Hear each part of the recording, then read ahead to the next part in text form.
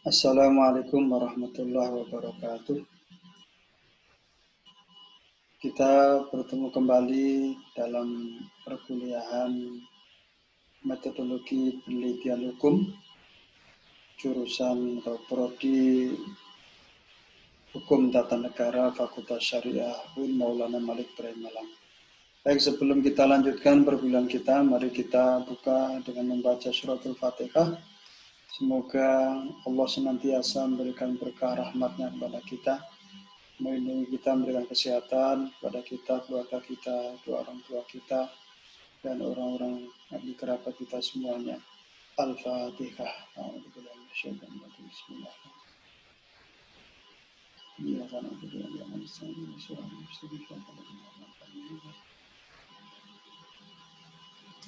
Baik, untuk pertemuan kedua kita kali ini, materinya adalah konsep dasar penelitian hukum. Nah, ini secara umum dasar-dasar penelitian hukum itu apa saja. Nanti penjabarannya lebih detailnya akan diuraikan dalam pertemuan-pertemuan berikutnya. Oke. Kita simak. Yang pertama mengenai kita pengertian metodologi. Karena metodologi penelitian, maka sebenarnya apa metodologi itu? Metodologi itu berasal dari kata metode, yang artinya adalah jalan ke, jalan menuju kemana. Nah, itu metode. Secara bahasa demikian. Atau menurut Robert Bogdan dan Stephen Taylor, dikatakan bahwa metodologi adalah the process, principles, and procedure by which we approach problems and seek answers. In the social science, the term applies to how one conduct research. Jadi metodologi adalah sebuah proses, prinsip, dan prosedur yang digunakan, pendekatan yang digunakan untuk sebuah masalah dan dalam rangka mencari suatu jawaban. Nah, itu adalah metodologi. Jadi sebuah proses, prinsip, prosedur sebagai pendekatan atas suatu masalah dan untuk menemukan atau mencari sebuah jawaban. Karena orang meneliti itu sesungguhnya adalah ingin menemukan sebuah jawaban. Karena manusia itu curiosity, jadi rasa ingin tahunya tinggi. Karena rasa ingin tahu atas suatu masalah dan juga bisa jadi karena ingin memberikan problem solving, maka dia melakukan penelitian. Nah, agar penelitian itu bisa berjalan dengan baik, penelitian itu menghasilkan sesuatu yang bisa dipercaya, maka harus melalui proses, prinsip, dan prosedur yang benar. Nah, itu namanya metodologi. In the social science, jadi di dalam social science, jadi ilmu sosial, ya, istilah metodologi itu adalah bagaimana satu penelitian itu dilaksanakan. Jadi sangat berhubungan sekali. Ya, misalnya penelitian tentang satu masalah tertentu yang sifatnya spesifik, yang ada pada misalnya pada pengadilan Kota Malang, pengadilan negeri Kota Malang, maka bisa menggunakan case study. Atau kalau penelitiannya berkenaan dengan satu pelaksanaan hukum, ya, pelaksanaan undang-undang terhadap kaidah-kaidah tertentu atau pelaksanaan undang-undang melalui putusan hakim, maka bisa juga menggunakan pendekatan state approach. Nah, itu bagian dari metodologi.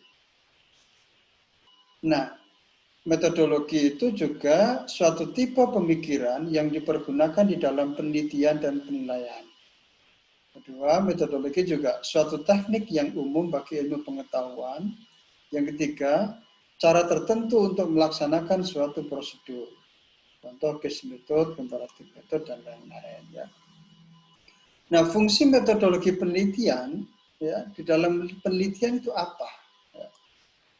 Yang pertama, fungsi metodologi yang pertama adalah menambah kemampuan para ilmuwan untuk mengadakan penelitian dengan lebih baik dan lengkap. Jadi kalau tidak ada suatu metodologi yang baku, yang pas, maka penelitian tidak akan bisa berjalan dengan baik. Karena dengan metode itu, yang sesuatu yang sudah teruji, ya, dengan cara-cara yang sudah teruji, maka penelitian itu bisa menjadi lebih tepat. Dan kemudian juga bisa lebih lengkap. Yang kedua, fungsi metodologi dalam penelitian adalah memberikan kemungkinan lebih besar untuk meneliti hal-hal yang belum diketahui.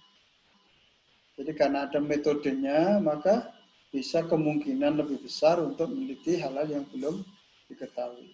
Ya kalau nggak ada metodenya, ya susah. Maka perlu sekali metode. Yang ketiga, memberikan kemungkinan yang lebih besar untuk melakukan penelitian indisipliner. Jadi antar disiplin ilmu, ya, itu kemudian merumuskan satu masalah di dalam penelitian. Nah, di dalam melakukan penelitian yang sifatnya indisipliner itu, maka membutuhkan metodologi yang itu menggabungkan antara keduanya. Sehingga kalau ada metodologinya akan memungkinkan lebih besar penelitian indisipliner itu bisa dilaksanakan dengan baik. Yang keempat, fungsi metodologi dalam penelitian adalah memberikan pedoman untuk mengorganisasikan serta mengintegrasikan pengetahuan mengenai masyarakat. Jadi pedoman, memberikan pedoman, karena ada metodenya. Berikutnya, kita mulai masuk penelitian, ya, pengertian penelitian atau research. Ya. Penelitian bahasa Inggrisnya ada research. Apa sesungguhnya artinya? Penelitian yang penerjemahan dari kata research yang artinya memeriksa kembali, research, memeriksa kembali, atau suatu upaya pencarian kembali untuk menemukan jawaban atas suatu masalah yang belum terpecahkan. Jadi sesuatu yang belum terpecahkan, kemudian dicari kembali, ya, ditemukan kembali apa sesungguhnya jawaban atas suatu masalah yang belum terpecahkan itu. Nah, prosesnya itu namanya research. Ya. Melakukan penelaahan ulang. Penelitian merupakan kegiatan menemukan kebenaran yang dilakukan secara ilmiah. Secara filosofis, penelitian itu juga dikatakan sebagai menemukan kebenaran yang dilakukan secara ilmiah. Nah, apa bisa menemukan kebenaran tanpa dilakukan secara ilmiah? Bisa. Di dalam mata kuliah filsafat dulu, Anda tentu harus dipelajari bagaimana cara-cara menemukan kebenaran. Antara lain, trial and error, ketidaksengajaan. Ya. Tidak sengaja menemukan sesuatu jawaban atas suatu masalah. Ya. Tapi belum tentu itu ilmiah. Meskipun yang tidak ilmiah juga belum tentu salah. Akan tapi sesuatu yang tidak ilmiah seperti itu, yang tiba-tiba, yang kebetulan, yang tidak dilakukan secara ilmiah, tentu tidak bisa dipertanggungjawabkan konsistensinya. Ya. Nah, kegiatan itu dikategorikan sebagai kegiatan ilmiah, maka syaratnya adalah, ya, jadi kalau ilmiah itu adalah usaha untuk menganalisa serta mengadakan konstruksi secara metodologis, sistematis, dan konsisten. Jadi konstruksi yang dilakukan itu harus metodologis, artinya apa? Berdasarkan satu metode yang baku, yang pakem, kemudian sistematis, ya, sistematis, tidak boleh lompat-lompat, ya. Tahapan misalnya penelitian, mulai pertama bagaimana menyusun masalah, bagaimana menetapkan isu hukumnya, bagaimana membuat rumusan masalah, menentukan tujuan, dan seterusnya. Tidak boleh lompat-lompat, harus sistematis. Karena tidak mungkin kita tiba-tiba mencari data, padahal kita belum menyusun rumusan masalah, atau kita belum menemukan apa isu hukumnya, apa masalahnya. Nah, maka tidak boleh. Jadi harus sistematis. Dan kedua, konsisten. Ya, di dalamnya tidak boleh ada satu yang bertentangan. Jadi harus konsisten. Nah, antara satu masalah, antara satu proses dengan proses yang lain harus konsisten. Nah, itu penelitian, ya, pengertian penelitian. Dari situ, maka ciri penelitian adalah sistematis, metodologis, dan konsisten. Maka suatu penelitian itu dikategorikan sebagai penelitian yang bagus, dia sistematis. Mulai dari latar belakang masalah sampai penutup, itu sistematis. Mulai dari tahap menyusun masalah, ya, harus terjun ke lapangan, membuat analisa, ya, mengumpulkan data, membuat analisa, kemudian membuat laporannya dan sebagainya, harus sistematis. Kemudian metodologis, metodenya harus bagus. Jadi kalau metodenya itu tepat, metodenya itu bagus, maka hasilnya apapun itu bisa dipertanggungjawabkan. Kenapa? Karena sudah menggunakan cara yang tepat, metode yang tepat. Yang ketiga adalah konsisten. Nah, tadi suatu penelitian itu juga di situ adalah menemukan kebenaran. Nah, sesungguhnya kebenaran itu apa? Nah, ternyata kebenaran itu ya suatu peristiwa yang nyata adanya, tapi meskipun nyata adanya belum tentu itu suatu kebenaran. Tergantung kebenaran dari kebenaran yang bagaimana. Nah, ini ada kebenaran korespondensi, kebenaran koherensi, dan kebenaran pragmatis. Yang pertama, kebenaran korespondensi. Kebenaran korespondensi adalah suatu pernyataan itu benar bila sesuai dengan realitas. Misalnya, pernyataannya, di Malang sekarang panas. Kenapa? Karena ketika saya berada di dalam ruangan, ternyata badan saya berkeringat. Nah, kalau ternyata diukur suhunya di Malang betul-betul panas, maka itu benar. Nah, jadi suatu pernyataan benar sesuai dengan realitasnya. Atau misalnya mengatakan Malang itu dingin. Nah, orang Surabaya mengatakan Malang itu dingin. Kalau realitasnya memang Malang dingin, maka itu benar. Kebenaran korespondensi. Jadi sesuatu pernyataan sama dengan realitasnya. Pernyataan itu kalau dalam sebuah penelitian adalah hipotesis. Nah, pernyataan awal. Nah, yang kedua ada kebenaran koherensi. Kebenaran koherensi itu sesuatu itu benar jika sesuai dengan pernyataan-pernyataan atau proposisi lainnya. Nah, jadi misalnya orang ya, ketika naik kendaraan ya, sepi meskipun lampu sedang di traffic light, lampunya sedang merah. Loh, sepi, nggak ada lalu lintas. Sepi tengah malam meskipun lampunya nyala tapi sepi, nggak ada, dia jalan. Itu bagi orang yang tidak melihat di situ ada koherensi terkait dengan hukum lalu lintas, ya, maka menganggap tindakannya itu benar. Kenapa?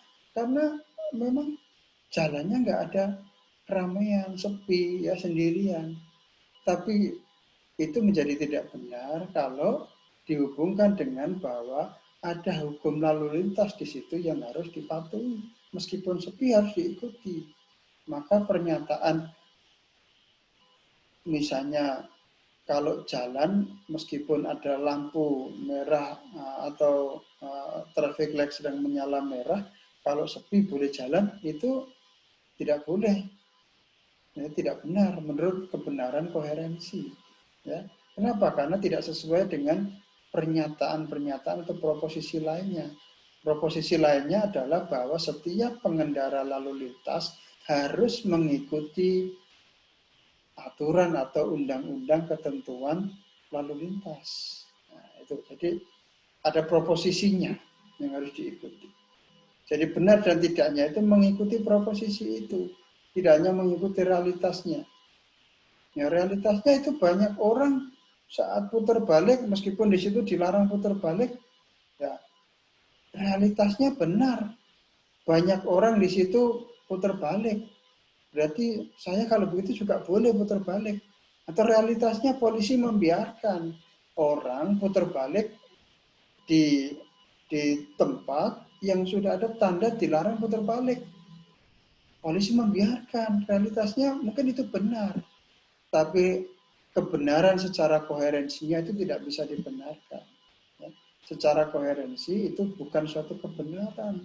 Kenapa? Karena ada undang-undang lalu lintas yang harus dipatuhi. Yang ketiga adalah kebenaran pragmatis. Apa kebenaran pragmatis itu? Kebenaran yang berorientasi pada kegunaan praksis. Ya. Sesuatu itu kalau tidak ada kegunaannya, maka tidak dianggap sebagai sebuah kebenaran. Nah, itu kebenaran pragmatis.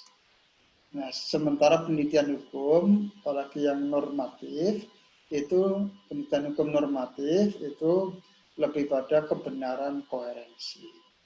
Nah, hukum yang empirik pun juga lebih mengarah ke koherensi. Karena ada proposisi-proposisi, yaitu aturan-aturan dalam undang-undang yang menjadi pijakannya. Berikutnya jenis penelitian. Ya. Jenis penelitian itu ada penelitian sains, ada penelitian sosial, ada penelitian hukum. Ya. Penelitian sains itu menemukan fenomena kausal hukum alam, ya, fenomena alam, termasuk di luar fenomena alam ya, termasuk sesuatu yang di luar manusia. Ya, kemudian yang sosial, ya, yang sains pun juga berhubungan dengan manusia juga bisa penelitian tentang zat kimia pada manusia dan sebagainya seperti kedokteran, kimia, biologi, ya, itu sains. Ada penelitian sosial. Penelitian sosial itu lebih upaya untuk menemukan fenomena interaksi antara manusia dengan faktor lainnya. Jadi interaksinya, misalnya manusia dengan hukum, manusia dengan ekonomi, ya, manusia dengan psikologi, nah, itu sosial.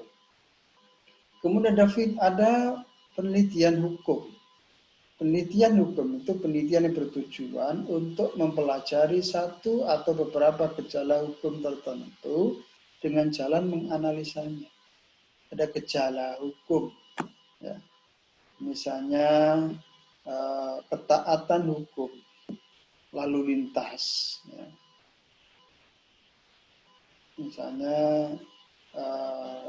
melihat bagaimana ketaatan hukum mahasiswa, ya, dalam mengikuti peraturan lalu lintas. Nah, itu gejala hukumnya apa?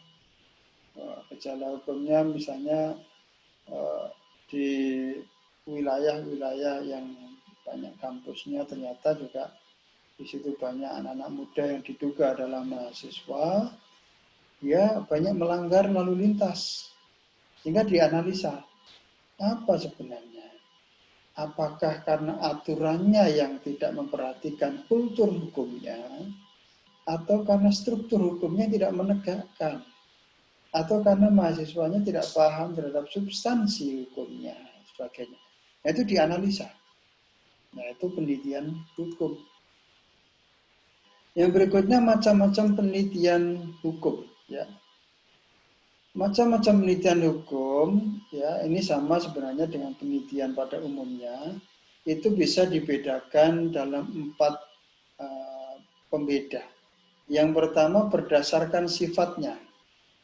Berdasarkan sifatnya, penelitian itu dibagi menjadi 3.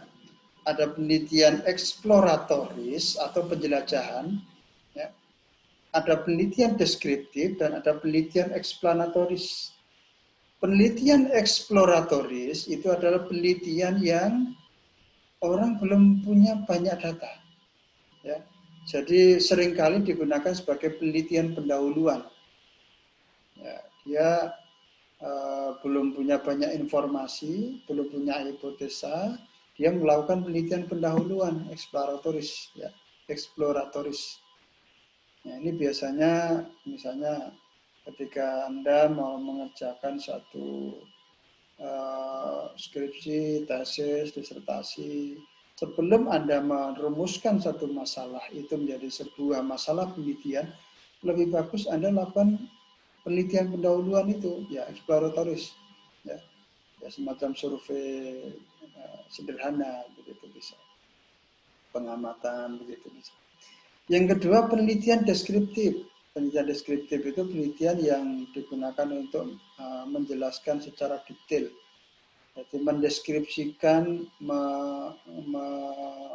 menjelaskan, ya.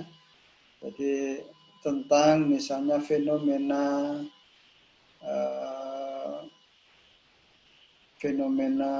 apa, misalnya mahasiswa yang dalam hukum apa, Anda cari, ya, misalnya itu Anda jelaskan detail-detailnya. Nah, itu misalnya fenomena plagiasi di kalangan mahasiswa. Nah, itu dijelaskan secara detail, deskriptif. Nah, kemudian eksplanatoris, ya. Jadi eksplanatoris itu biasanya ya setelah eksploratoris kemudian eksplanatoris, ya. Kemudian berdasarkan bentuknya itu ada penelitian diagnostik, ya, ya penelitian untuk mendiagnosa gitu, ya. Kemudian ada penelitian preskriptif, ya. Penelitian hukum itu preskriptif, ya. Kemudian ada penelitian evaluatif, ya, penelitian yang tujuannya untuk melakukan evaluasi. Kemudian berdasarkan tujuannya, ya, ada penelitian fact finding, ya. Penelitian yang tujuannya adalah menemukan fakta. Ya. Orang hukum itu Anda sebagai advokat saja, pertama ketika ada seseorang yang melaporkan suatu kejadian, suatu perkara, maka pertama yang Anda lakukan adalah fact finding, mencari fakta. Nah, yang kedua, penelitian berdasarkan tujuannya adalah problem identification, mengidentifikasi masalah. Setelah Anda temukan faktanya, apakah fakta itu merupakan masalah? Nah, merupakan masalah hukum. Kalau ternyata fakta yang ada itu bukan merupakan masalah hukum, ya Anda nggak akan lanjutkan ke tuntutan atau ke somasi dan sebagainya. Maka Anda sampaikan bahwa ini tidak memenuhi unsur melawan hukum. Nah, itu misalnya. Kenapa? Karena problem identifikasi menunjukkan bahwa fakta ini bukan fakta hukum. Nah, kemudian yang ketiga adalah problem solution. Setelah Anda menemukan fakta hukumnya, Anda menemukan masalah hukumnya, lalu yang ketiga Anda temukan solusinya. Maka solusinya, atau kalau Anda menjadi konsultan hukum, solusinya adalah opini, legal opinion. Jadi opini hukumnya jadinya harus begini, dan seterusnya. Itu penelitian berdasarkan tujuannya. Kemudian penelitian berdasarkan penerapannya. Ada penelitian murni, ya, penelitian murni atau penelitian dasar fundamental, itu penelitian yang jadi sering dilakukan oleh ilmuwan, dosen-dosen, mahasiswa, itu penelitian murni. Ya.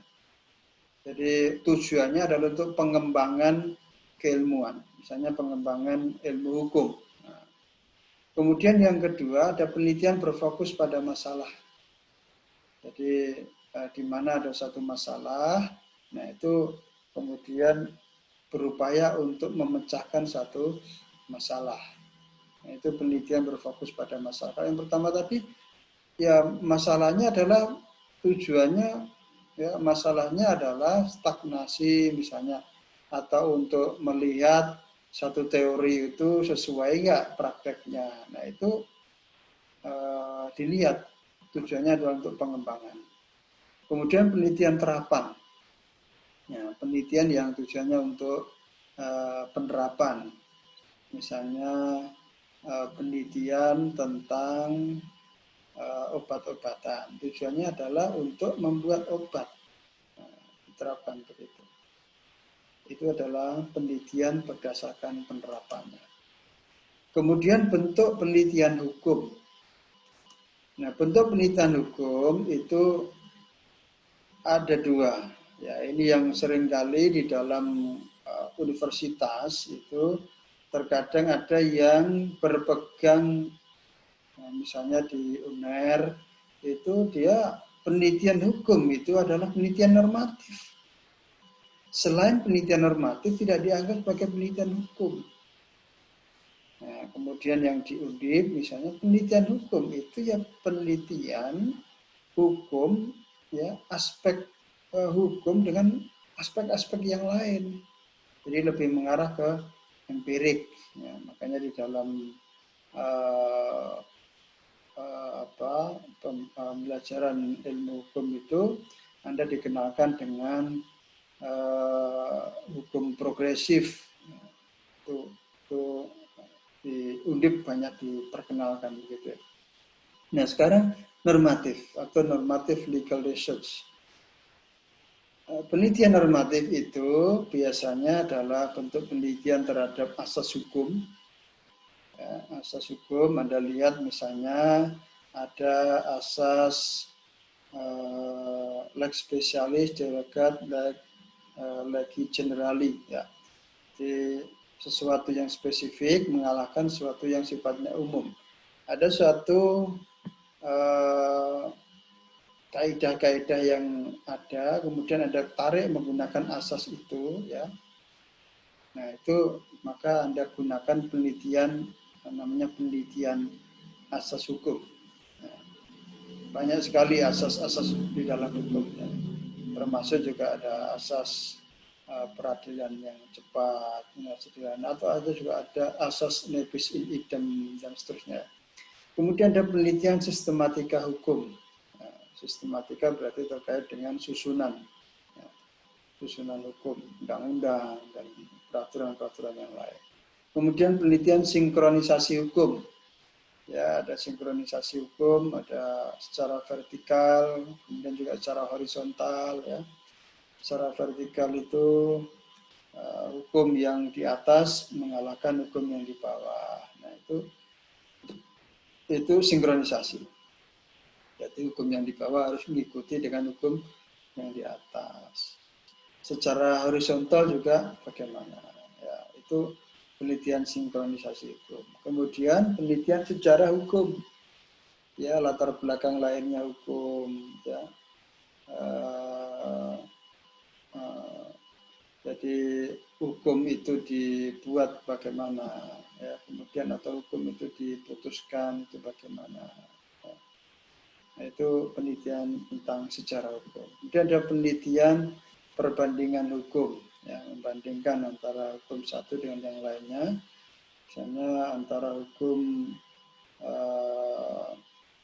tata negara di Indonesia dengan hukum tata negara di Malaysia. Ya, itu perbandingan. Kemudian yang empirik, ya, itu biasanya penelitian terhadap identifikasi hukum yang sifatnya tidak tertulis, misalnya penelitian hukum pidana adat suku Baduy. Nah, itu bagaimana? Nah, itu diidentifikasi. Setelah diidentifikasi tentu bagaimana sumbangan hukumnya terhadap hukum pidana nasional. Itu penelitian hukum yang sifatnya identifikasi hukum. Kemudian yang kedua penelitian terhadap efektivitas hukum.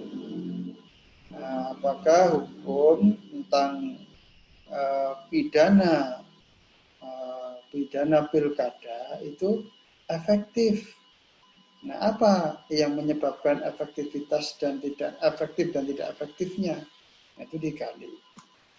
Nah, itu yang sekarang ini kan lagi musimnya menjelang pilkada, maka menarik untuk melakukan penelitian efektivitas ya pidana pilkada dalam pilkada serentak tahun 2020 misalnya, itu menarik ya. Kemudian berikutnya tujuan penelitian hukum. Tujuan penelitian hukum yang pertama adalah mendapatkan pengetahuan tentang gejala hukum, ya, tentang gejala-gejala hukum, sehingga dapat merumuskan satu masalah. Ini gejala ketaatan ataupun ketidaktaatan, pelanggaran-pelanggaran sebagainya, itu gejala. Nah, kemudian yang kedua, memperoleh pengetahuan yang lebih mendalam mengenai suatu gejala hukum sehingga dapat merumuskan hipotesa. Dari satu masalah, kemudian diperdalam lagi, akhirnya ketemulah satu hipotesa, ya, pernyataan awal. Misalnya secara sederhana, kalau hipotesa itu begini, orang untuk sehat maka dia butuh gizi. Ya, orang untuk sehat dia butuh gizi. Dan telur itu banyak gizinya. Sehingga hipotesanya ya orang yang makan telur itu makin sehat. Nah, lalu Anda uji, Anda teliti. Hipotesa Anda itu benar atau tidak.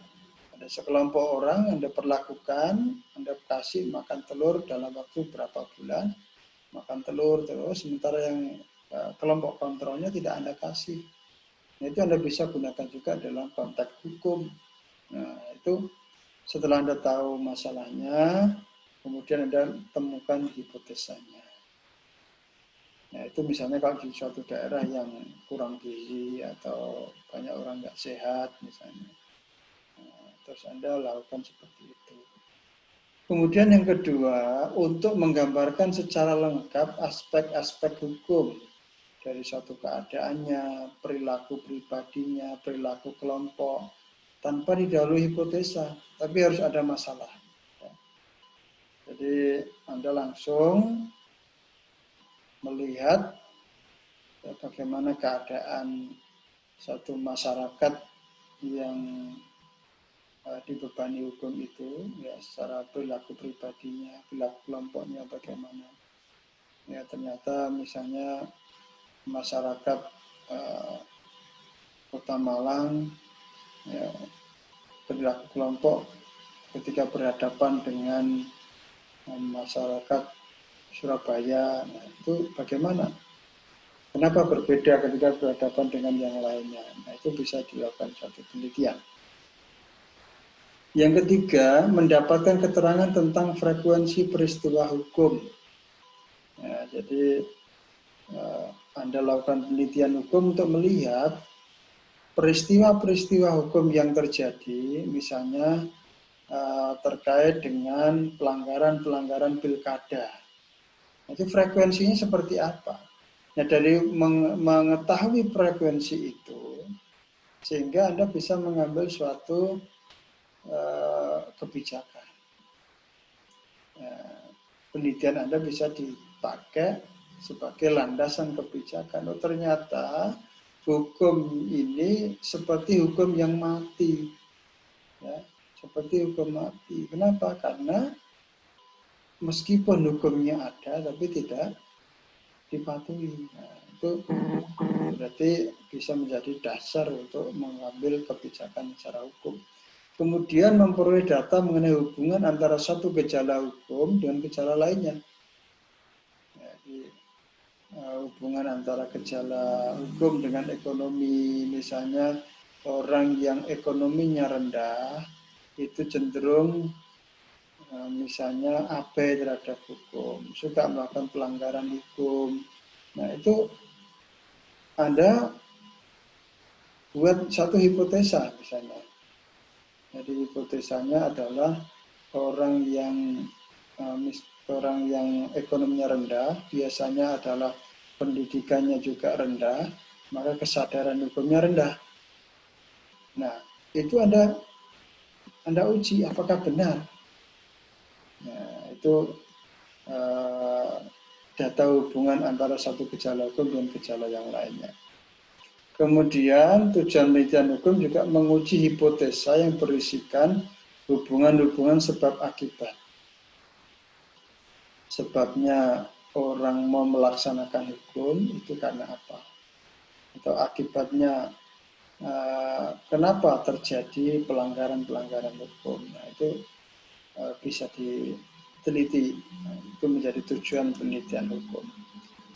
Kemudian fungsi penelitian hukum yang pertama menyediakan data untuk landasan suatu kebijakan hukum dan dasar bagi tindakan-tindakan yang telah dijalankan. Yang kedua, menyediakan informasi untuk bidang administrasi sebagai basis bagi tindakan-tindakan di masa depan. Yang ketiga, memberikan dasar bagi tindakan penundaan maupun penghentian suatu kebijakan. Mau dilanjut atau dihentikan, tentu harus ada dasarnya.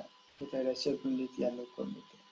Kemudian agar para pelaksana peka terhadap dinamika perubahan dan efektivitas tindakan dalam mencapai suatu tujuan. Ya, kalau ada hasil penelitiannya, maka biar para eksekutif itu menjadi peka.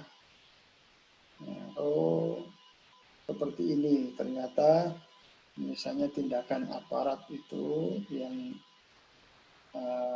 tidak ramah itu cenderung mengakibatkan orang melakukan pelanggaran hukum misalnya.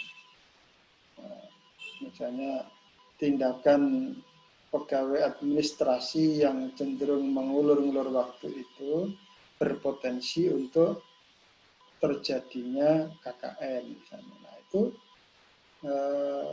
agar para pelaksana atau eksekutif itu menjadi peka. Nah, itu fungsi penelitian.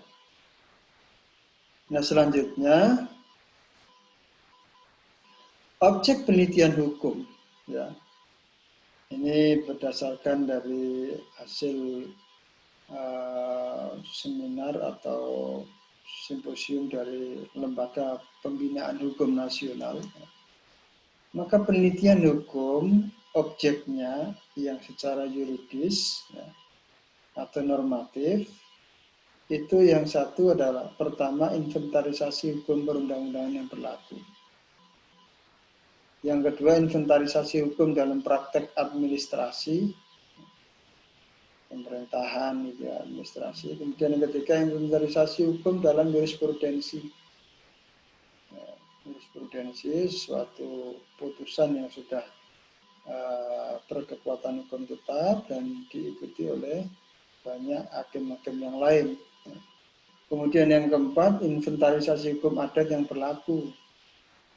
Normatif juga bisa. Yang kelima, inventarisasi ajaran hukum dari sarjana-sarjana hukum, doktrin-doktrin hukum. Ya. Kemudian yang keenam, penelitian-penelitian asas-asas hukum positif. Ya, meneliti tentang berlakunya asas apa saja. Ya. Kemudian yang penelitian hukum sosiologis atau empirik.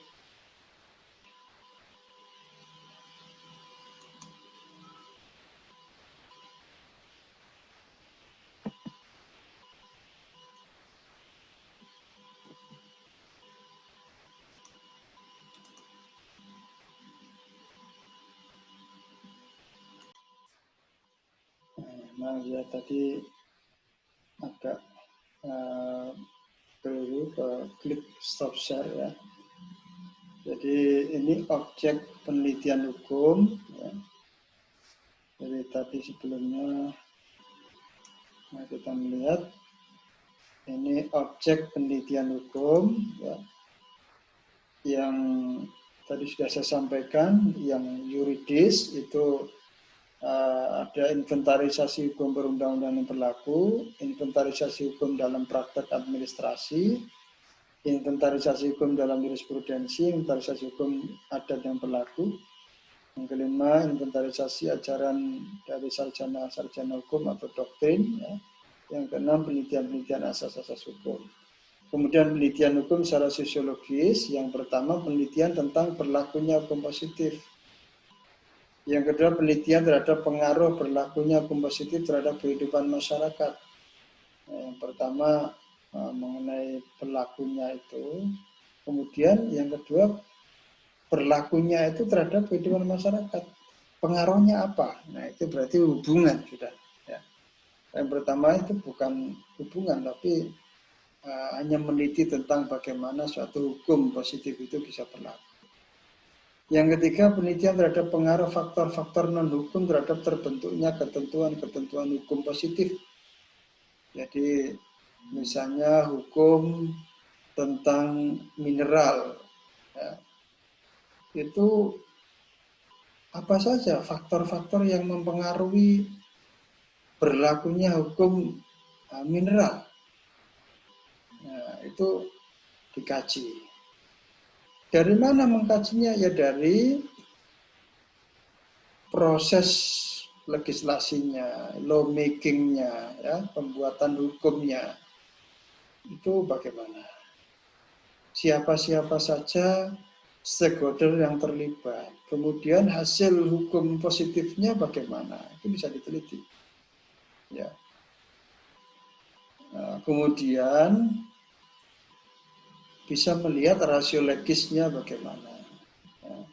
Kalau sebuah putusan rasio desidendinya bagaimana, ya. Kemudian yang keempat, penelitian secara sosiologis itu juga objeknya penelitian terhadap pengaruh faktor-faktor non-hukum terhadap berlakunya ketentuan-ketentuan hukum positif. Kalau tadi terhadap terbentuknya sebuah hukum positif, yang berikutnya berlakunya. Ya, bagaimana pengaruh-pengaruh faktor-faktor, misalnya faktor ekonomi, faktor politik di dalam pemberlakuan hukum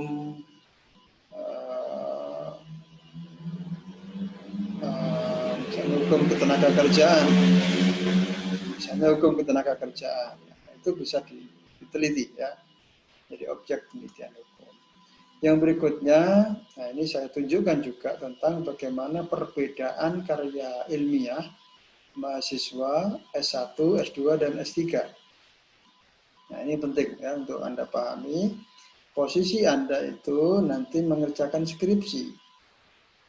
Nah, ini sementara saya sedang mengerjakan disertasi ini ya.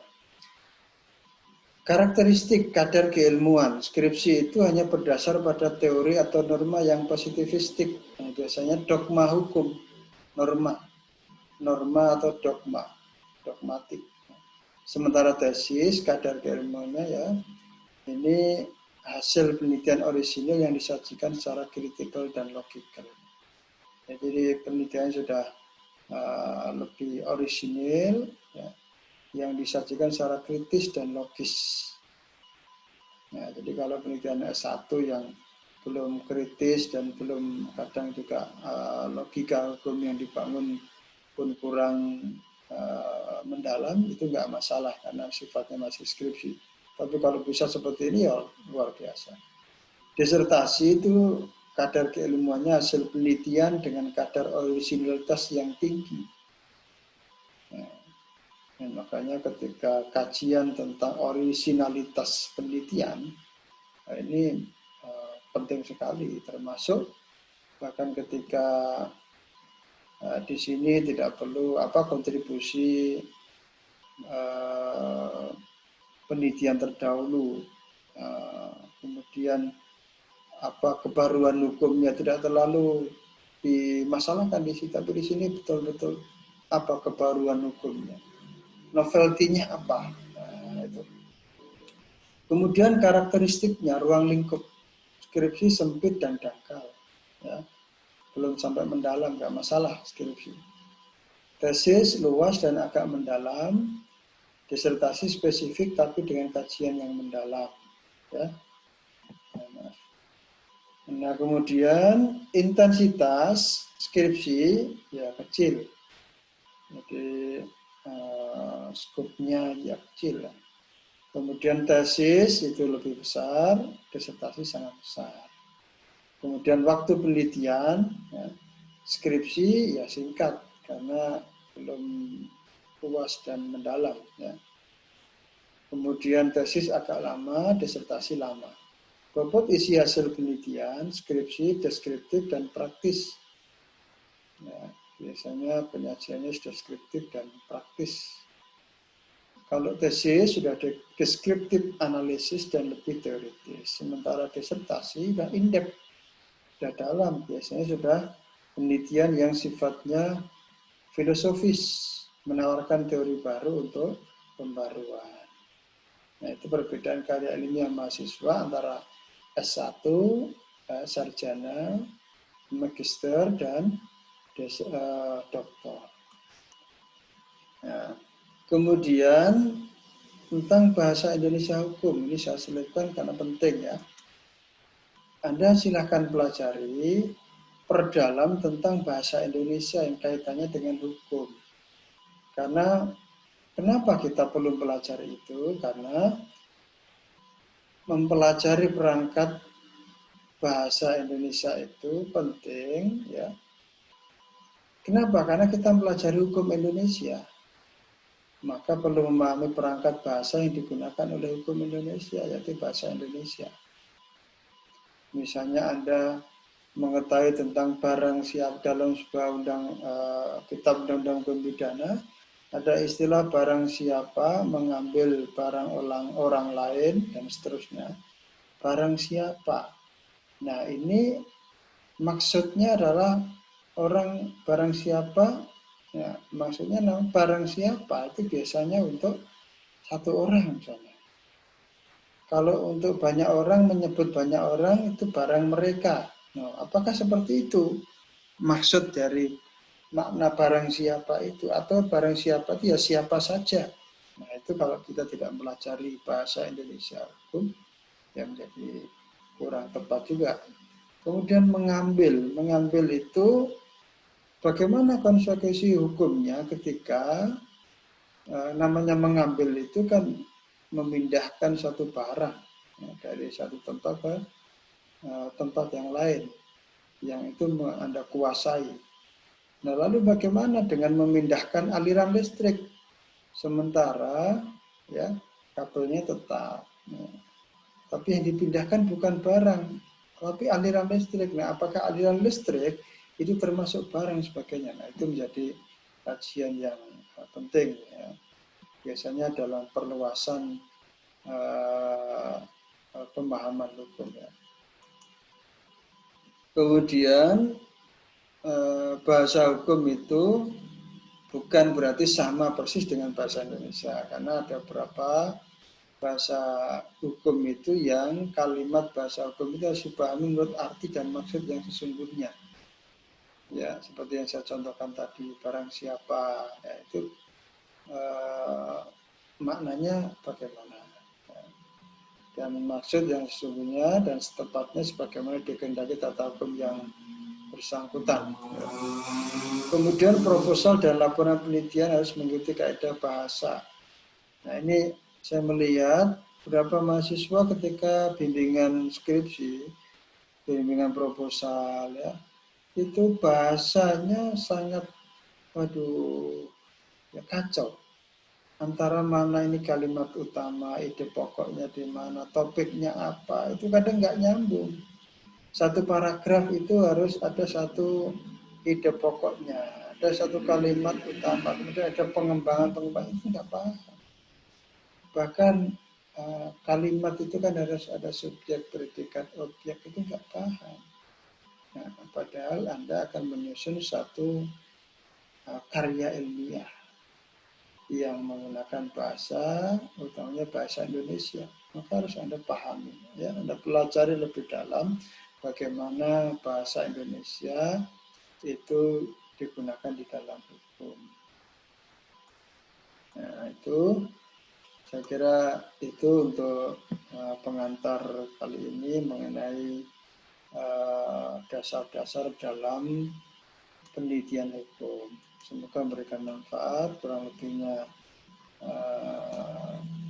semoga menjadi pelajaran buat kita.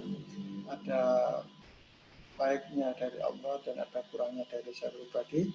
Semoga pengantar ini menjadi lanjutan buat Anda, buat kita semuanya, untuk lebih banyak belajar lagi tentang penelitian hukum. Dan kalau ada pertanyaan, silakan Anda tuliskan di dalam forum. Ya. Dan minta maaf karena ada keterbatasan waktu sehingga saya presentasi agak capek ya, karena kondisi sudah malam, tapi saya kira tidak menjadi halangan. Ya, kurang lebihnya nanti kita lanjutkan di dalam forum dan kita perdalam di pertemuan-pertemuan berikutnya. Terima kasih atas segala perhatiannya.